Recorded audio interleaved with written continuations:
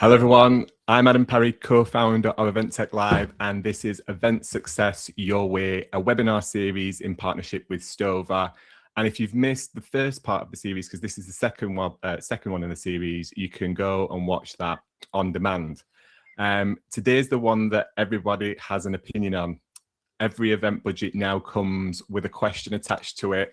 What is the return on investment?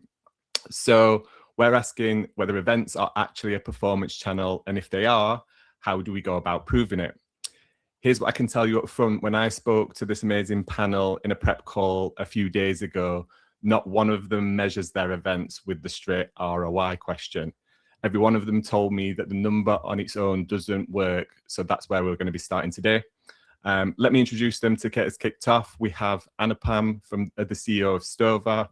We have Ashley, the Executive Director and Global Head of Events, Marketing, Technology and Data Analytics at JPMorgan Chase. We have Ellie, the Senior Global Event Strategist at Input Output. And we have Nicole, Global Head of Events at Wärtsilä Marine. Did I pronounce that right, Nicole? Wärtsilä. There you go. Thanks for two quick housekeeping things before we get started and jump into the conversation. If you do have questions, please drop them in the chat. We want to answer your questions. We have an amazing panel here, so let's get some questions in the chat and in the platform.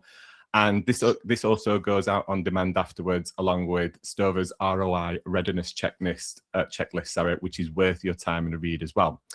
So I'm going to start with Anupam. And my first question that everybody's being asked, you described ROI as a concept rather than a single metric and a marketing shift from promotion to a performance engine when we were chatting on our prep call. What is the ROI question louder now, and what does it actually mean in practice, Anupam?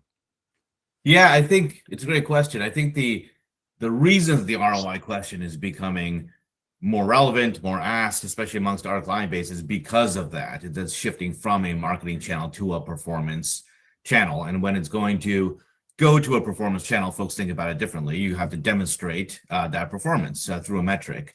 And I think that if you think about the event on its own, right, you're going to kind of narrow that conversation a little bit too far, right? And so it's like any other marketing channel. You know, what's the ROI on email marketing or sales outreach or whatever the case is, right? If you're looking at that purely in a vacuum, you're going to kind of miss the broader point of, attribution and multi-touch. I think I was making a joke before by saying, the person who can solve marketing attribution is going to be the next trillionaire, right? Because we normally have multiple touch points to a prospect or a potential client before we can secure a client relationship with them. And so the events are part of that ecosystem. And I think that the idea that perhaps you reach someone through email marketing, and then they may have come to an event and you had an opportunity to meet with them personally. Then you had some one-on-one follow-ups, and ultimately you could enter a client relationship with them. If you then say, okay, what's the ROI just on events, and you try to narrow that down, you've kind of missed the broader point of what that ecosystem is and how it's a piece of that overall marketing channel. And so you've artificially kind of created that metric. And that's why I'm saying ROI is more of a concept, because you have multi-touch and it's an overall process. And you've kind of narrowed yourself too far by just trying to, say like, what's the ROI on just this one piece, whether it's events or any other channel. And when you're talking to those, do they quantify or put a value in terms of how valuable that in-person touch point is compared to maybe a digital or an email touch point or something like that? Sure. And again, I think it goes back to that attribution piece, right? And so folks have, algorithms, they try to split it out, right? And I think that it's one of those things where, and I think we're all sometimes a little bit guilty of that, is trying to manage the metric a little bit too much when it comes to this and forcing the metric when it's not naturally there, right? And I think we need to take a step back sometimes and say, okay, let's, of course, measure and manage what we can, but let's also acknowledge those areas which are a little bit, not as tight from a metric standpoint or can't be artificially separated. So yes, I would love to be able to say, this piece of that channel is more valuable than another piece of that channel, but it's very hard to kind of separate out when it's an entire kind of channel, an ecosystem, and multiple places along that kind of journey. Yeah, really interesting. Ashley, when we chatted before, you said that pure ROI doesn't work from an investment bank perspective, where a deal can take, 6, 12 months, maybe even longer. So how are you measuring events instead? Like, is it engagement? Is it relationships? Is it long-term value? Is it cost per lead? Like, what are the metrics you're using? Yeah, definitely. I think when you look at sort of in general across some investment banking, it's not as simple as to your point, like ROI, because if that were the case, you could say I'm going to pay this much for an event, and if it means I'm going to get a deal worth X, then I'm going to have a fantastic ROI. But it's not that straightforward. So there have to be a multitude of different metrics and factors that basically use the success. So when I look across the board of my career in banking and what we've been looking at, the common metrics are about engagement, and that is broken into different verticals. For example, what is it to have someone sat at a round table dinner with a CEO of a company versus what's having someone attend an event where there could be 10,000 people in attendance, but also the quality of when they're at the event, the relationships that have been formed. So engagements are the typical way I've seen it, is they're done in tiers. So what it means to have these conversations, and then what that means in terms of building that relationship. So a lot of it comes to multiple touch points. So typically what I see in measurements I look at are multiple touch points along the way. So this person attended this event and spoke to these many people, then had a follow-up call, then had a follow-up meeting, then eventually got everyone into a room together. Those are the metrics which we associate. So it is a form of attribution, but it's also that multi-touch point engagement level and what it means to different areas of businesses as to how they value that. So those are typically what I would say are the ways to measure success in this state, because if you're looking at a 6 to 12 month, even sometimes 18-month window of conversion, you're going to be waiting a long time if you're doing it purely based on that first interaction to what that end deal did or did not become.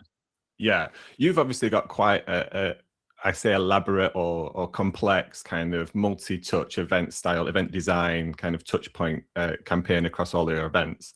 When most people see success in one area, they tend to double down on that and forget everything else and kind of go, well, that's not just performing as well as this over here. So let's just do that, or let's just do more of that.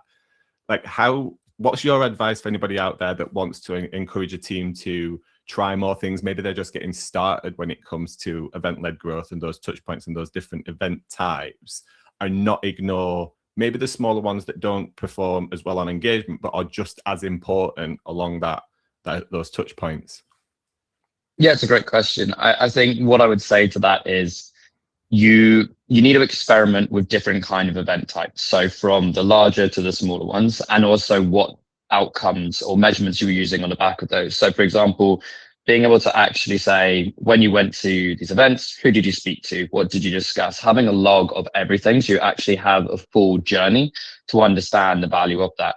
You could send someone to do, like I said, a dinner with 10 people, and you might have a good conversation. And then you could go to an event where there's 10,000 people and you manage to find the right person in the room. You can't simply put it down to it worked then, so it's always going to work. So as long as you're measuring all the conversations, all the data points that have come from each of those events, those are what tells the full story. So I'm always a big advocate of try it, take the data, look back, reflect, and then see, as part of that journey from start to end, what were the common denominators? What helped get you over the line? And those typically are powerful metrics, I would say. Amazing. Nicole, I'd love to come to you next. Your event portfolio, when I say event portfolio, event program is substantial, right? You do lots of events. You rarely host your own, but you tend to invest in trade shows and other events as a way to have touch point and time with your customers and prospects and things like that. So the question I think I'm interested to hear what you have to say is whether how do you prove it's worth being there, whether you should go again, and does relationship come into the way that you quantify those investments as well? Yeah, great question. And relationships absolutely do come into all levels of events, either in person or online.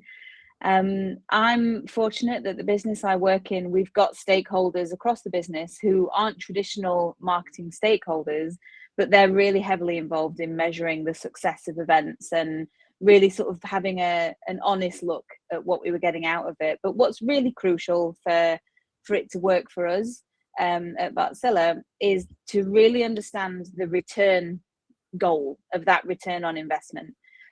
We operate across multiple different segments within the marine industry, and our business is in different positions in each segment.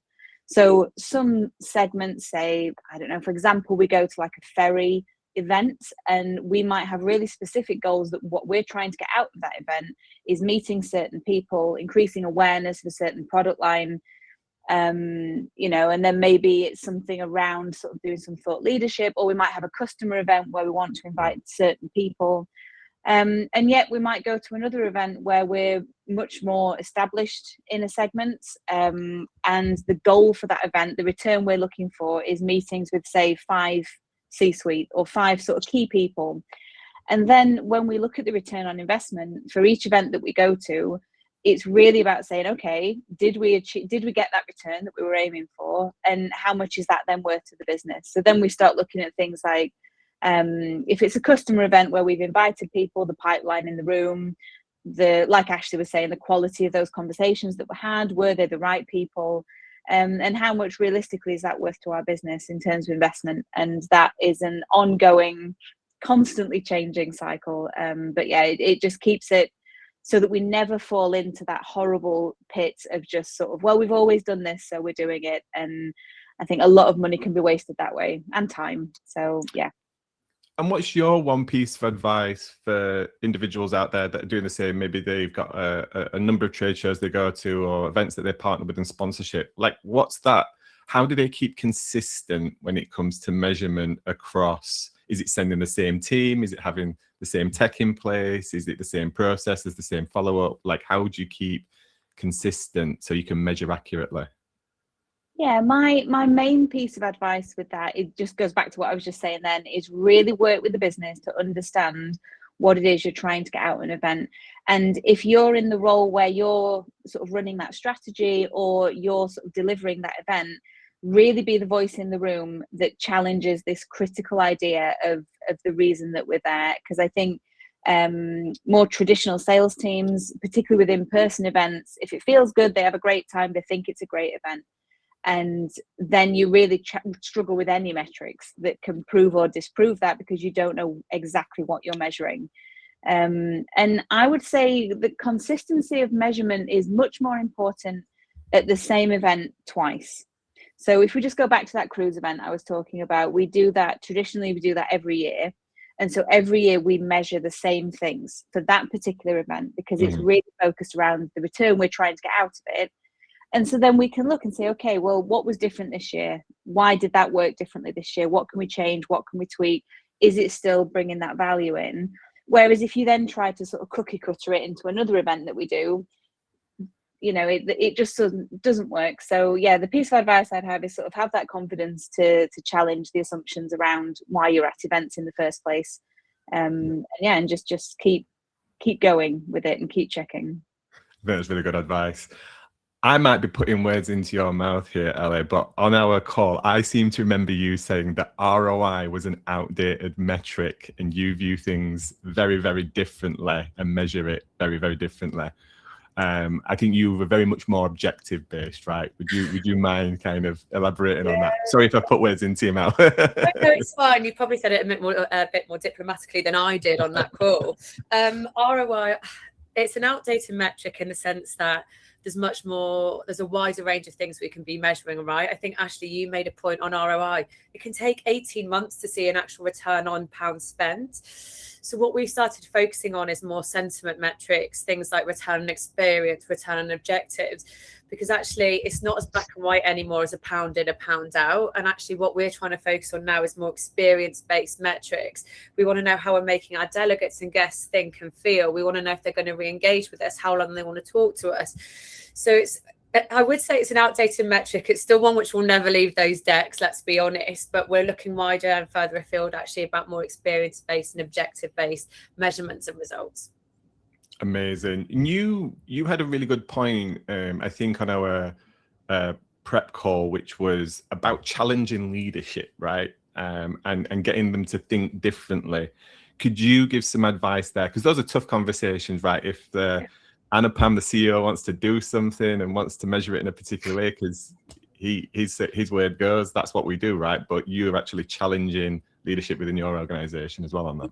Yeah, I think so. It's important to do so, right? I think we still go through phases, or you pot of money, let's throw it on a champagne reception, right? but why are we doing it? And actually, if we want to put on a good experience, we need to get down to why we want to do it. What does success look like? So I think as event leaders and strategists, it's important for us to start challenging those boardrooms as to what the success looks like and what they want to get out of that. Because you never know, an event might not be the right way. A digital marketing campaign might achieve those objectives other than something in person. But I think it's important for us to really get down as to what they want to achieve. And then we can obviously advise and create strategy on how best to achieve that. And I'm going to open this up. In person is one element, but lots of people now have also a digitally led or webinar led campaign like this. Do you use the same fundamental metrics and methodology to measure online and webinars and those digital touch points as you do in person? Is there less risk because there tends to be less involved or less budget up front kind of thing? Or are they just actually exactly the same and they should be treated exactly the same? Yeah, both, I would say. I think you need to know what your objectives are to know what you're measuring against. I think sometimes a webinar does achieve all of those. I think, actually, you mentioned it's better to have 15 C-suites in a room compared to 1,000 if that's what your objective is. So it's just making sure they're outlined. Obviously, cost sometimes tends to be reduced over digital and virtual versus in person. But yeah, it's just making sure, once again, you know what the objectives are and what you're trying to achieve and if that's the best fit. But there has to be some continuity between the measurement. Yeah, Adam, I was going to say something similar, which is there's a difference between event type and event format, right? And I think that is, you know, the objective is the objective. And so if you held an SKO where a number of those folks were there virtually versus an SKO where a number of them were there in person, right? Some of the interactions will be different, but at the end of the day, your objectives are basically the same, right? Which is you need to get that content over, that information over to those folks. And so, you know, the format will typically be dictated by, you know, geography, travelability, time of year, like all those types of things, right? But ultimately, you have to be objective focused, right? And I think that's the main thing as Ella was mentioning. Yeah, amazing. I'm glad you mentioned the SKOs because some of those are the hardest ones to measure, right? Because they're internal events. So it's like we kind of need to do this. And I think people often forget about actually measuring those and the impact of those kind of internal events as well. We've already covered a little bit on metrics, but I think it's really important that we kind of drill down deeper into some of these because ultimately we're all probably measuring things slightly differently with different metrics. And certainly for those that are in roles where they're just being tasked with this or it's the start of their event-led program, they're kind of looking for those things, that framework to be able to build up off of. So I'm going to come to you first, Ashley. In your opinion, what's the most inflated metric and what often gets overlooked as well? Yeah, of course. So, I mean, part of my job, or a third of my job is data and analytics. So I live and breathe it, dream about it, have nightmares about it. But it's, yeah, I think there's so many different variables. I think the one, and we touched on this like when we spoke last, the one which I think is a sort of older way of looking at it is looking at the sort of a number of people we've invited and attended, because you could have an event where you invite 2,000 people, but of those 2,000, the relevancy or your target base could be only 5-10% of that.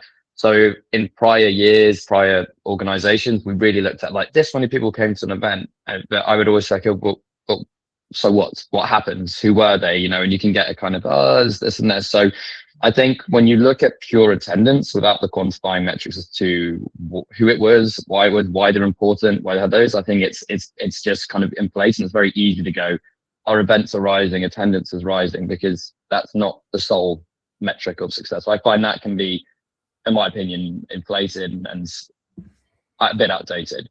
In terms of overlooked, I touched on this slightly earlier, but one of the big things I think is overlooked is the quality of the people that are attending and the conversations that were had on there. So if we had 100 people in a room, but only one C-suite, and all that mattered was to get a conversation with that person or an introduction, that is worth, say, 10 times what the actual event was about. But again, it's about that quality conversation. If I go up to Adam, he's CEO of this big bank, and I just go, hey, what football team do you support? And then he tells me, and then he walks off. That's not a great conversation. That's like, okay, yeah, I asked him that. That's nothing to do in terms of what I'm trying to get to, right? So it is about that conversation. So the the metrics that are often overlooked is what was discussed with that person in that moment, what relationships were formed, if any, and what was the value from that. So I find that's a lot of time that is underlooked and it's underreported on. That's my two biggest takeaways, I'd say. I'd love to jump in with an observation there, and I'm going to throw a spanner in the works because it leads on to my question, which is: has anybody come across the concept of the forgetting curve? Has anybody come across this concept before? It's worth looking into. It's a really interesting science-backed, human-based experiment about how we retain information as humans, right? And the studies show that after about 24 hours to 48 hours, our cognitive ability to retain information just diminishes rapidly.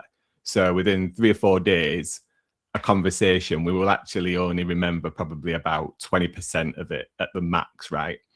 In an event environment, that's even harder because not only you're having multiple conversations, you've probably traveled, you're trying to reply to emails and other bits in between. Maybe there's a few shandies involved as well. So you've got that to deal with.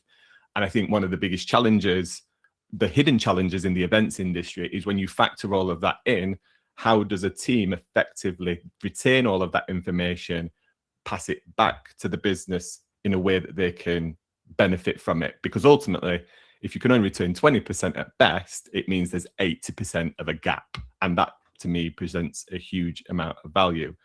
So my question is, how do you guys go about effectively taking those conversations and acting upon them once you get back into the office to do the follow-up, to nurture, to do the follow-up emails, to update the CRM and things like that? Does anybody have a sophisticated way, or do we actually think that the industry is also evolving now with technology to also help support that as well? Ellie, I'll come to you. Oh, no, Nicole, go for it. Yeah, I can. I think what I think is going to cause major disruption in the event space and sort of globally, we're seeing this, is the use of AI, or the reliance of AI to do that sort of assessment that Ashley just talked about, without really sort of considering the culture of an event. So I think sometimes if you're trying to create this relaxed enjoyment and environment, it's like we're all just, it encourages those conversations to happen. If you then sort of feed that into AI will say, well, of the 100 people you had in that place, there was 20 of them that had an opportunity within the next 3 years. And of those 20, these are more likely to, you can impact their sentiment. So actually, forget inviting everybody else, just invite these people and spend this much money as a percentage of the pipeline.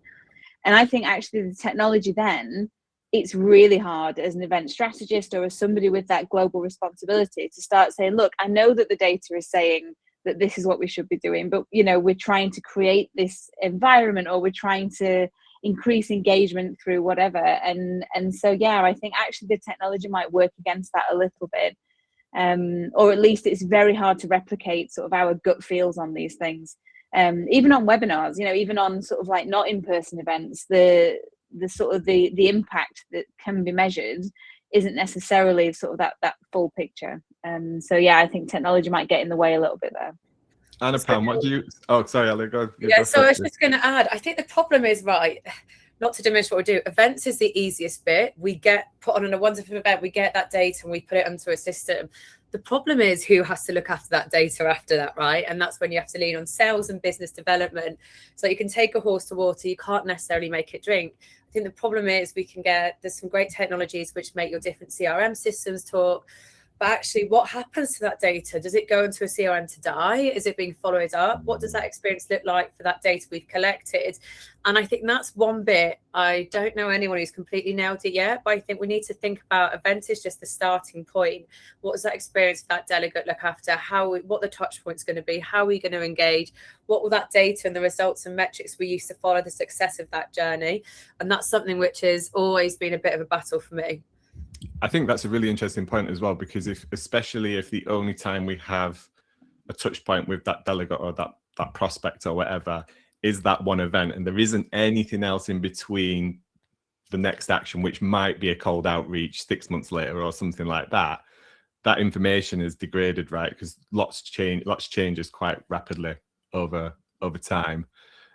Yeah, and Adam, I think I think there's a couple things, right? And I think it goes back to what you were all saying before, right? Which is the event is one stop in the journey, right? And so you have to make sure that you are, whether it's before the event or after the event, make sure that you are following up or preparing properly. I think it's a couple things. Number one is to make sure we focus a lot on kind of post-event engagement, right? And the really good events have a ton of pre-event engagement too, right? So you make those interactions and the content really, really, really valuable at the event. And so you're more likely to retain something that you were deeply immersed in and took a lot of time. Now, if you go to the event and the attendees, maybe didn't get the right communication, or they stopped at 15 different sessions and try to, poke in and out, then of course. But if you give them the opportunity to kind of select those sessions that were most meaningful for them so that they were really highly engaged at the event. So maybe they touched fewer things at the event, but they're more likely to retain those things because they really focused on, and we as event organizers gave them the opportunity to focus on those things that were hyper important for them. And then, of course, it's the follow-up after, right? And that's when we get into format, right? And for training, for keynotes, those types of things, they can live forever in kind of virtual formats and all that kind of stuff, right? And so what's the most important thing to achieve at the event? Is it relationship? Is it a piece of information? Is it content? Is it training? And hyper-focus on those things. The rest of it around, we can follow up with and have, kind of on the outskirts, but making sure that attendee experience is hyper-focused on their objectives. And that work has to be done before the event and not just kind of chase everyone with 100 emails after. Yeah. I think to continue this conversation around how we make people feel and that sentiment that we're getting from our attendees or from our prospects and customers, Ellie, a confession that you made was that after years of fighting that hard measurement, you have gone back to the humble feedback form, right? Could you just explain a little bit more about why you've gone back to that way of working? I feel almost embarrassed to admit it. Worked so for so many years in a big four to get rid of that and use more data-driven metrics, and now I'm back to my good old Google form. So the reason we made that change, I'm now currently working in the blockchain space with Input Output Group, and it's very community focused. We really care about how we're making those delegates feel and think and what they want to see, and it's a very different way of engaging with a different audience. So we measure stuff very focused on sentiment, like dwell time. We send that form because we want to know what our community thinks, like how did they rate that, what was missing. And the anecdotal feedback is just so much more valuable than a number on a spreadsheet for us. And we've got consistency across how we measure all of the events. We're now able to benchmark actually average out of 10 versus what. And because we have that consistency across all the activity we're doing, it's giving us some lovely storytelling data, which, if I'm going to be honest, when it comes to fighting for budget, we know that that's actually probably going to land better at the top than a number on a page. Yeah, our customers are saying X, Y, and Z. They're telling us like directly, this is why it's a really strong justification piece, right? When customers and prospects are telling you what they want. And any advice there, and maybe this opens up to anybody else that's also using surveys. When's the perfect time? Do you start at the beginning? Do you try and interweave it in between the event? Is it at the end? Is there a perfect time for these things? I was going to say after they've had a drink, but that's really unprofessional. The truth serum starts to flow. I'm joking. You've got to strike while that iron's hot, right? And I think good or bad feedback is always valuable. I think ideally either on the day or first thing the following day. I think sooner the better, just to make sure we're capturing that experience while it's still fresh. Ashley, Nicole, do you guys use surveys as part of your programs as well? Do you want to go first, Nicole? Okay. Sure. Yeah, we do. The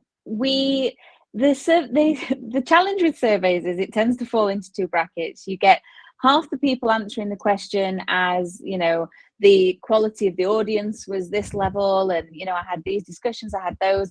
The others are like, well, the catering, there wasn't enough of it on Tuesday, and like the lights were too bright and the sound system wasn't working. And so to try and sort of use that really qualitative data, but try and still get them to sort of talk around the subjects that we're more interested in, that's sort of the challenge we have with it. So we really use a hybrid approach where we have a very like an open survey. I mean, Ellie, you don't have to be embarrassed. At least you have the credit of being able to say you moved away from it at some point. But we've got that, and but then we also integrate in the more sort of like data driven metrics around it, just to sort of build that picture out. Yeah.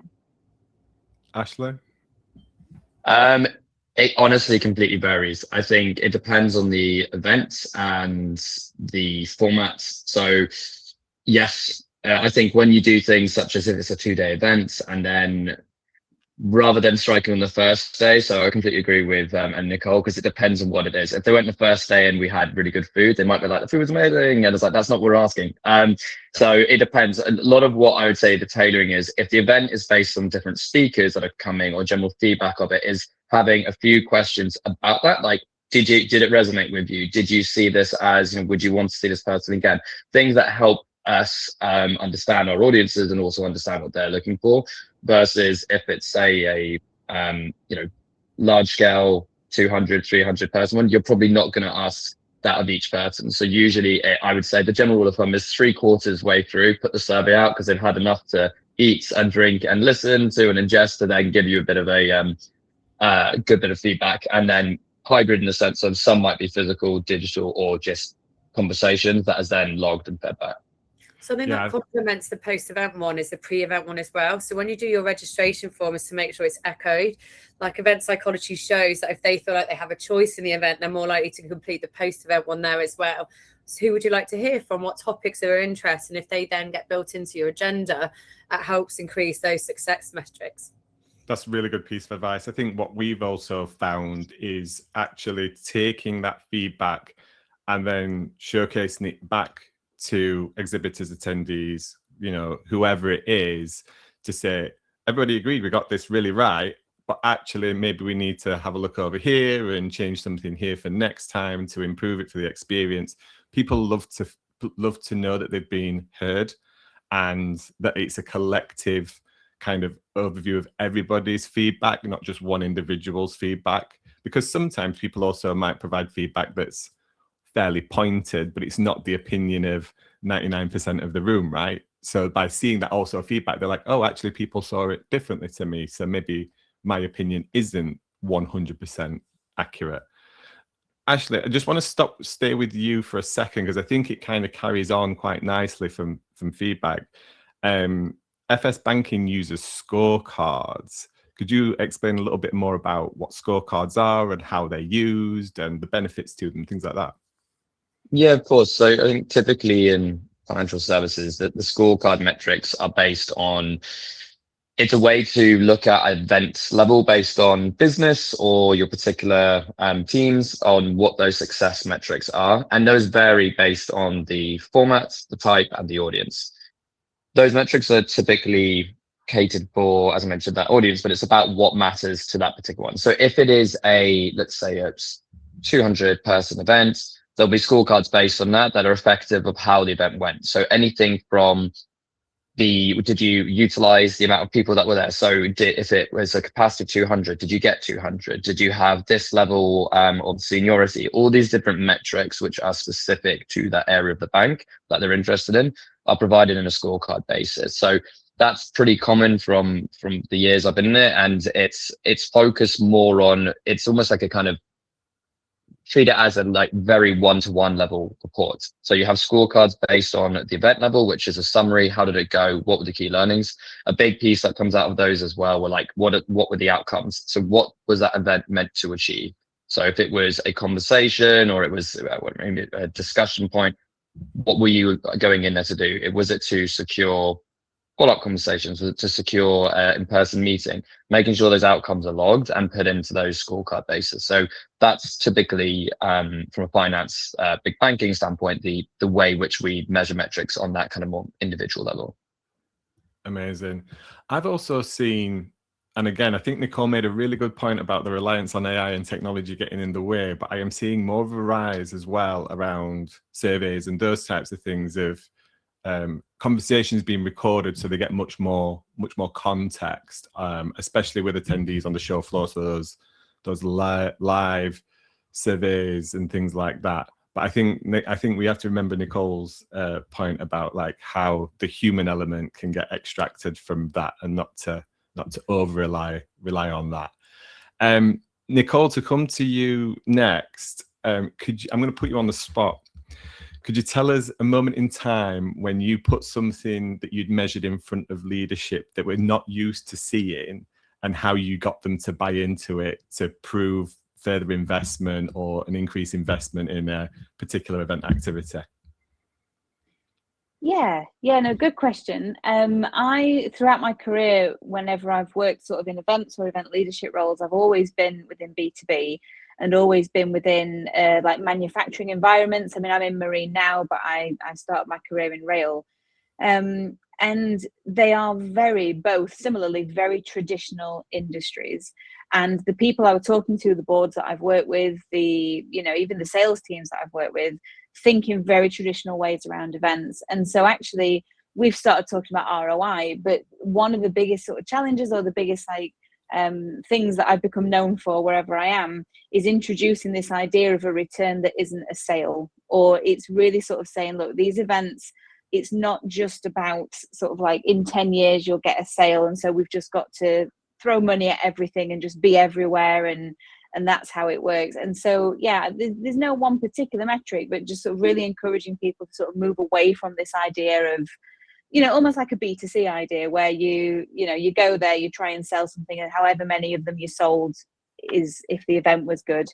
And I think it's some of it's a symptom as well. What I really need to bear in mind, and I'm always telling the people that I work with, and advice I'd give to anybody working in events, is that the events industry is an industry, and their way of making money, the way that industry exists, is by convincing me and everybody else on this call that their event is the best in the world, and it's going to solve all their problems, and everybody's going to be there.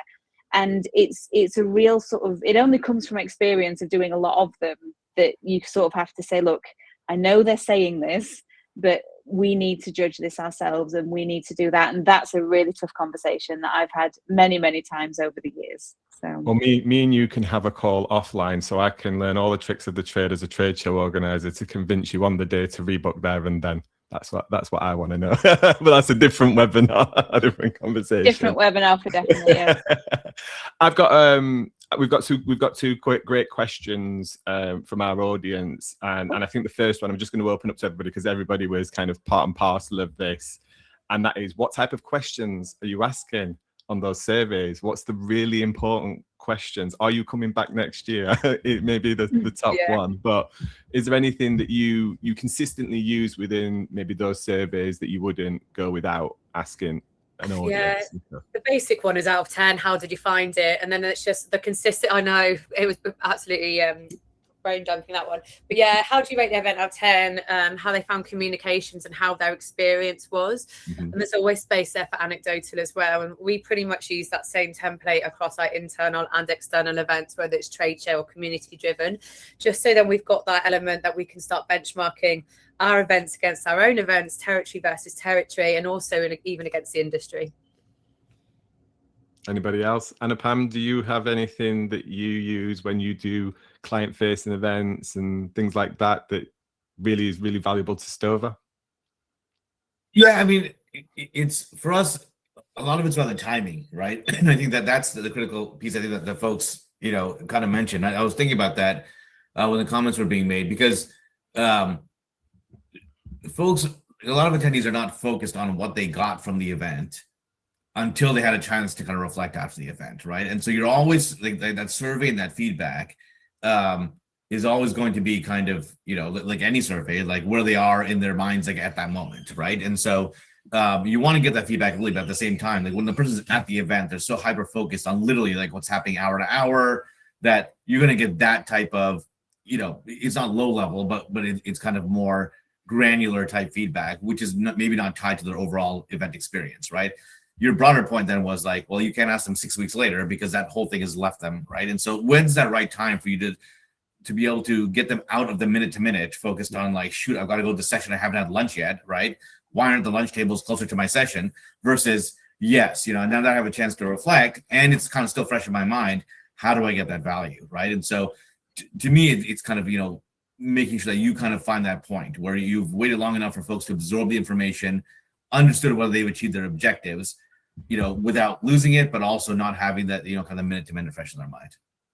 Ashley, do you have a gold star standard survey question? I wish I could give you the golden answer and everyone's problems are solved with that, but alas, no. I mean, I think again, it completely depends on the format, right? If you're doing something that is just someone attending a conference versus, going to a retreat and doing some, on there, and like leadership discussions are so different. I'll just kind of jump onto Anupam's point, because this is from my previous previous role when I was in marketing.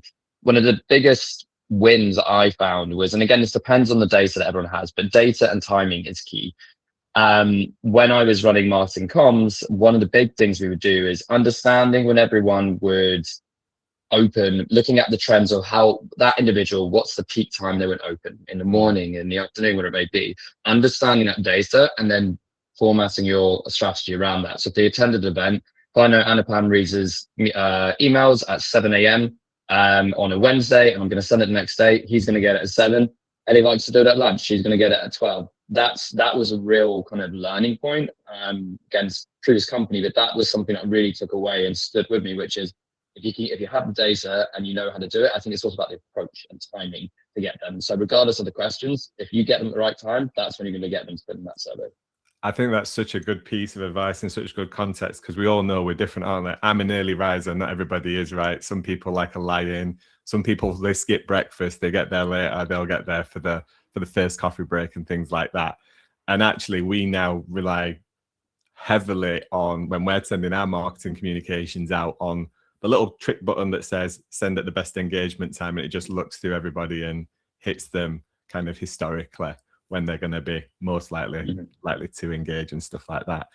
The second question is kind of back a little bit to everybody, but I think actually you mentioned this, and it says 18 months is such a long time to be able to potentially see ROI from an event, when everyone asks, as soon as the event is over, how did it go?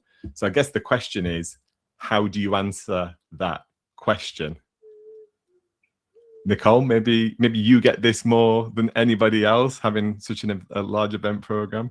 Yes, yeah, and I think Anupam said right at the beginning that the person who's going to understand, really build that attribution map, is just going to be, they're just going to crack it, really. I think we in marine, the lead times, it can be years and years. I mean, a vessel lifetime is around 35 years, so it's these are big decisions, and what you need is multiple touch points all the way through, really guiding through that buyer's journey, and each customer can be at multiple stages of that funnel at once, so there's a real challenge around that.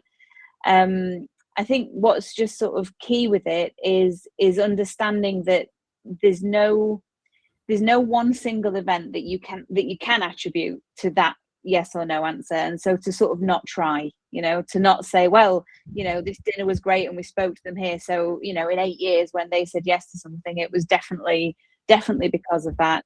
And we can do it slightly with we've got quite a holistic view at Wärtsilä, where we can also track sort of the touch points on our websites. We can track through CRM our customer meetings, so we can sort of really build a picture where events just become one touch point within that. And I think that's probably, in an ideal world, it would go that way and it would be nice and clear. But yeah, I think there's a huge challenge there with anything that isn't instance, with how do you attribute it to it.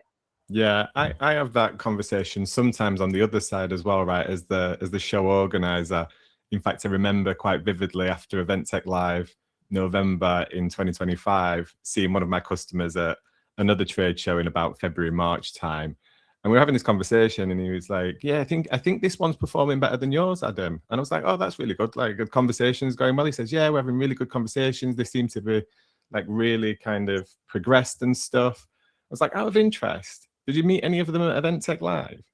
And he was like, oh, actually, now come to think of it, yeah, we did meet quite a lot of them at Event Tech Live as well, right? I was like, right, that's the event program doing its work. It's, you met them at and it might be the other way around. You might speak to some people here now, and then you'll have another touch point with them at Event Tech Live this year, right? They're all compounding, they're all working together.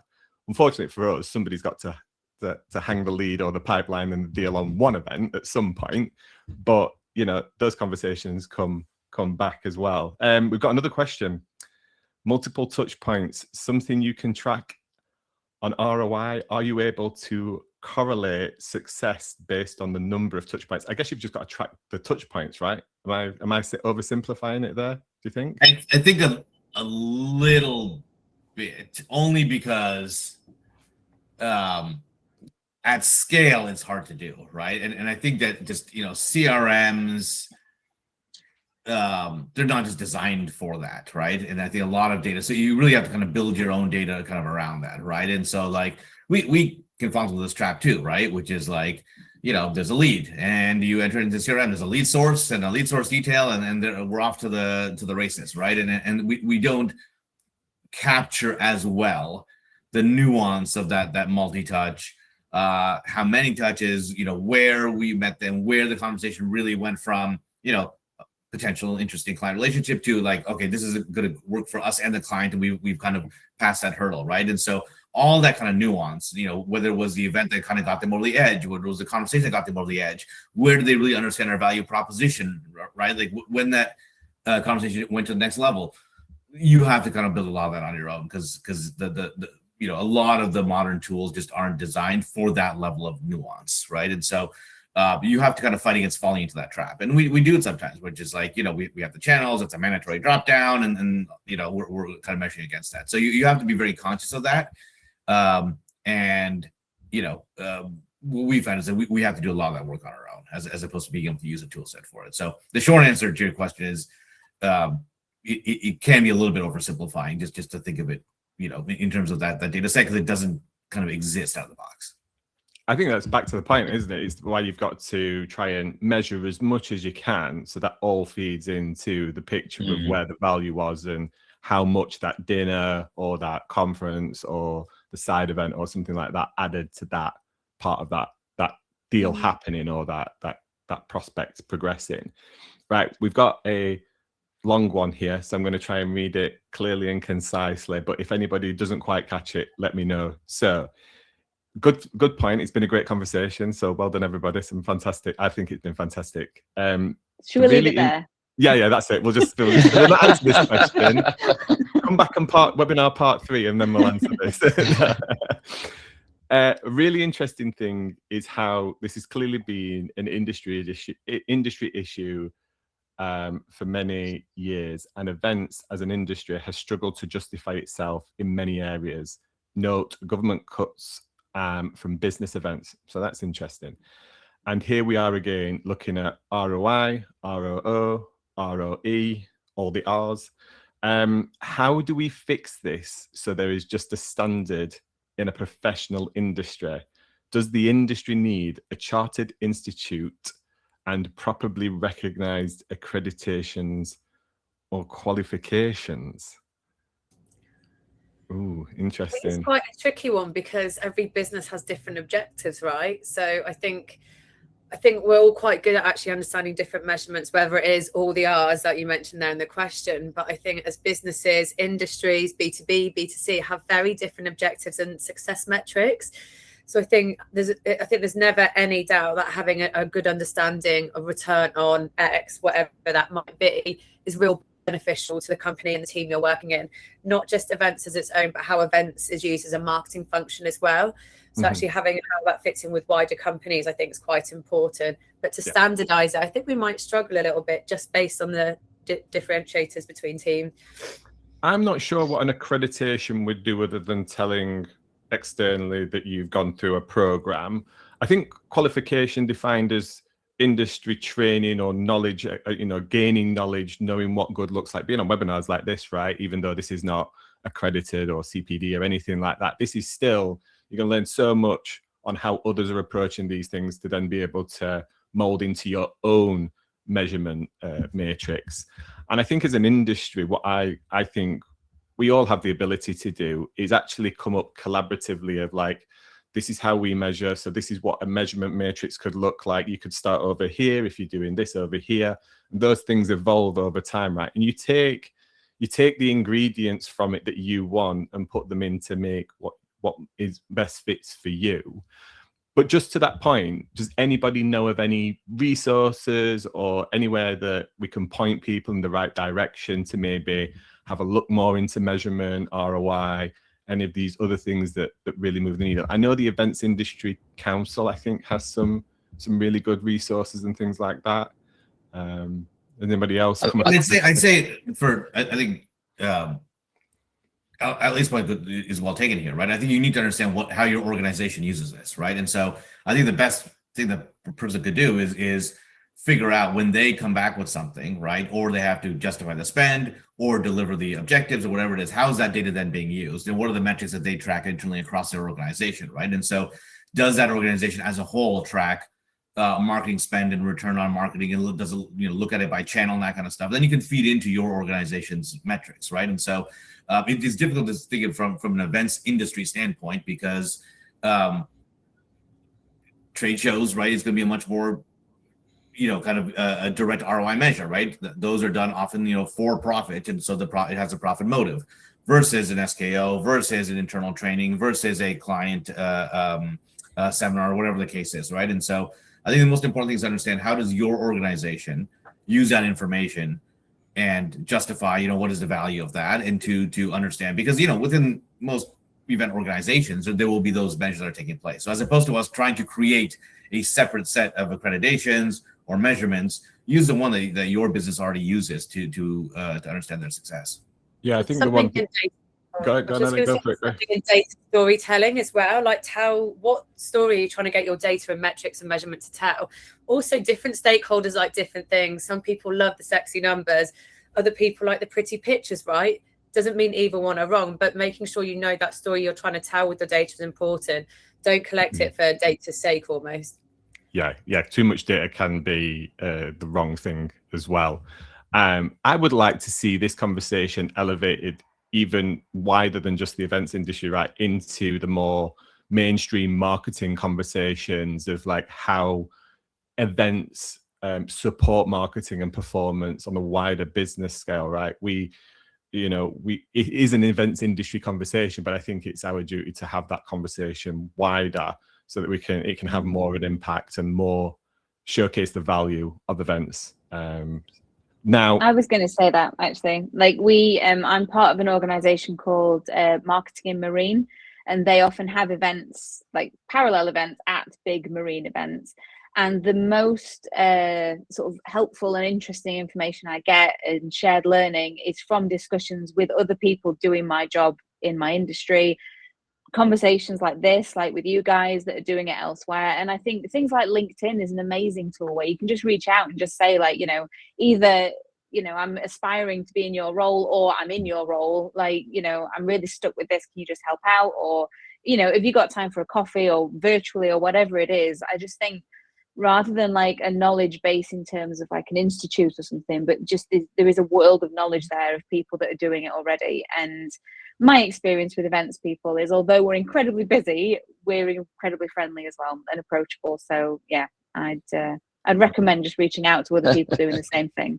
Can I just add very quickly on that? I think so. Rather than resources, I think the thing I'll talk about finance industry, because that's what I'm best giving an opinion on. But if you look at the way the industry is changing, events are rising. Okay, and you have to ask yourself, well, why is that happening? And I think the narrative is changing, and this is just my opinion on the industry, but more and more businesses are seeing the value of it, seeing the value of getting people in a room together, in a conference, whatever it may be. And then there is more data than it ever has before that starts to tell the story. So to Ellie's point, we don't want to give too much data, but we need to tell the story. Events are driving business, and that drum needs to keep being, hit, because I think from a legacy standpoint, an event's like, people go, oh, event costs that, what did it do? I don't know, some good conversations, people came, well, that's changing. It's now, this was the outcome, this happened, we met these people, actually they're coming into the office to meet our head of whatever desk because they had a conversation here which brought them to it. So I think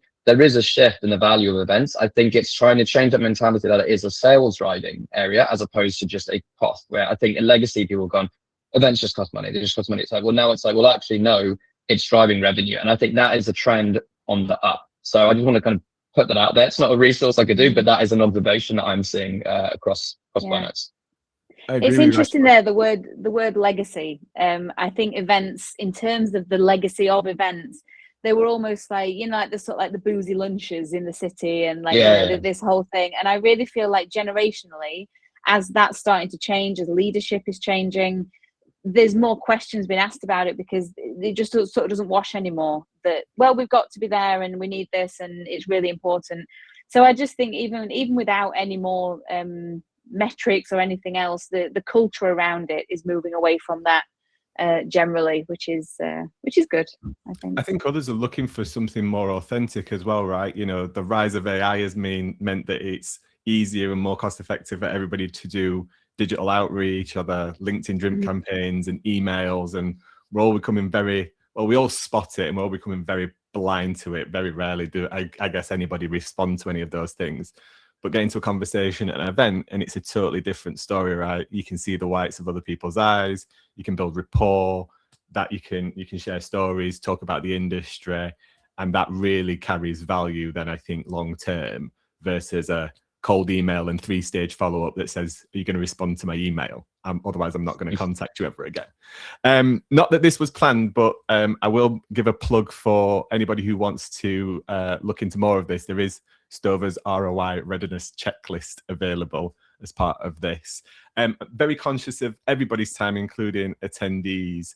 So I did post a question for the panelists to think about on our prep call. So I'm interested to see if anybody got anything. But what's the single piece of data, or what would you love from an event or a piece of event tech or anything like that you would, if you were to wave a magic wand and it would make the difference, what is that one thing out there that you were like, if I could just get hold of that as part of my event experience, or a piece of data or something that would make a massive piece of difference? Ashley, I'm going to pick on you, mate, if you've got anything. And no is a perfectly good answer if we've got it all covered.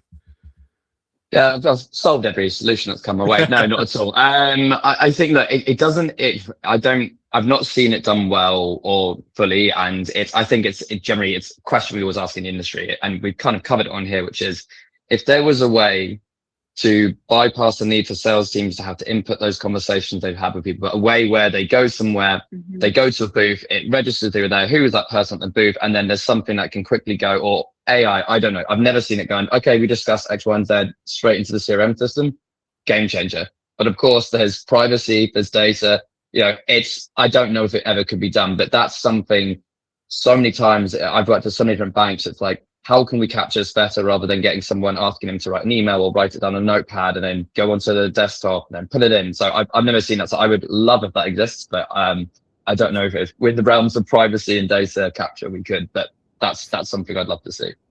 And my answer was exactly the same. Some piece of wearable tech where you can then see who walked onto your stand, who had what conversations, it logs it in your CRM, it does a follow-up, and it just takes that human element out of that part of it. Yeah, no, that was the exact same. Mine's pretty similar, bringing in facial recognition, emotion, all of that sentiment. Something that does it all and shoves it into a dashboard would be brilliant. Thanks. We're all going to be wearing body cams like the police. Then that's going to be the new badge, right? The new attendee badge. Funnily enough, I have seen a rise of this on individuals taking charge of that themselves, right? It's not necessarily being organizer led. Though I think Ashley's right. It's that conversation around like the meta glasses being used, and listen, it doesn't work for every event, right? You're not going to bring that technology into that private high-level VP CEO dinner where actually people love the fact that they can have an off-the-record conversation, and that is the value to that. But yeah, I've seen more exhibitors than ever using devices like I think it's Pebble, and maybe even just like DJI mics connected up to their phone. The privacy concern as an organizer is like, well, it's out of my hands, but as long as the exhibitor is asking permission from the person they're speaking to. But I think it's a tricky one, and I think there's companies out there, I'm sure Stova investigating this as well, of ways and means to facilitate that naturally.